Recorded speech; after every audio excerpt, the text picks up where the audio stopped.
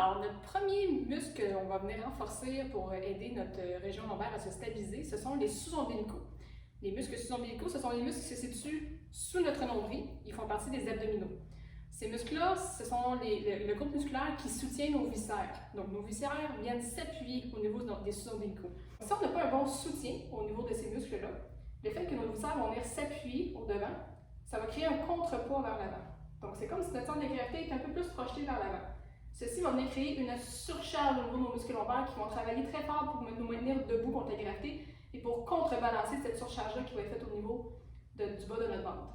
Donc, d'avoir un bon soutien à ce niveau-là, ça ramène un peu notre centre de gravité vers nos talons, ce qui nous permet de décharger la région lombaire. Alors, voici comment venir renforcer les sous-ombilicaux. Donc, première étape, vous vous couchez au sol sur une surface qui est assez ferme. Donc, on évite de se coucher là, sur un matelas qui est mou, ça ne sera pas aussi efficace. Ensuite, vous gardez les jambes fléchies ou les jambes appuyées sur une chaise ou sur un divan si pour vous c'est plus confortable.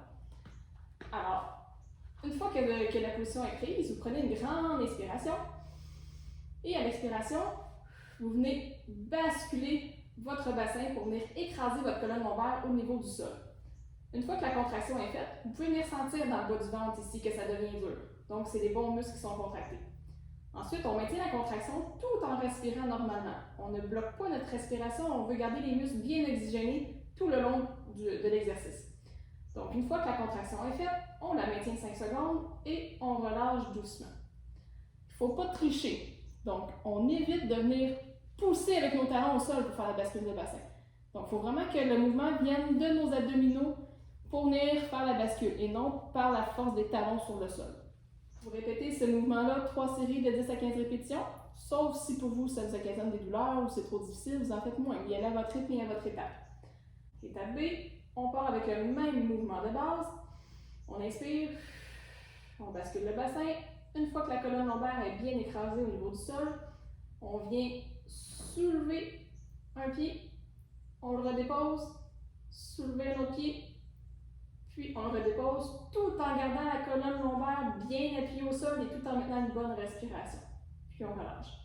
Ça fait 1. Donc, l'important dans cet exercice-là, c'est de maintenir la contraction, la colonne plaquée au sol tout le long qu'on vient soulever une jambe, soulever l'autre jambe. Si vous sentez que les muscles de votre cou et de vos épaules deviennent très durs quand vous faites ça, c'est que vous compensez beaucoup du haut du corps parce qu'il vous manque de force dans le bas du corps. Donc, essayez le plus possible de garder la nuque et les épaules relâchées pendant que vous faites le mouvement. Si pour vous, c'est impossible et que ça maintient une forte contraction, revenez à l'étape A. Faites-le encore pendant une semaine ou 2 avant de poursuivre à l'étape B. Ensuite, étape C. Pour la 3e progression, toujours le même mouvement de base, on prend une respiration. À l'expiration, on vient plaquer la colonne lombaire au niveau du sol. Une fois que la colonne est bien plaquée, qu'on maintient une bonne respiration, on va venir glisser le pied au sol pour venir allonger une jambe, tout en gardant le dos bien écrasé au sol.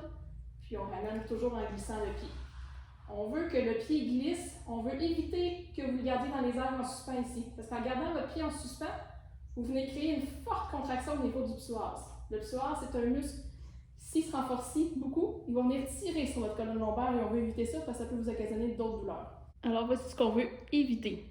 Donc quand vous faites votre mouvement de bascule de bassin, puis que vous venez glisser la jambe, on veut éviter que le dos vienne recreuser pendant le mouvement.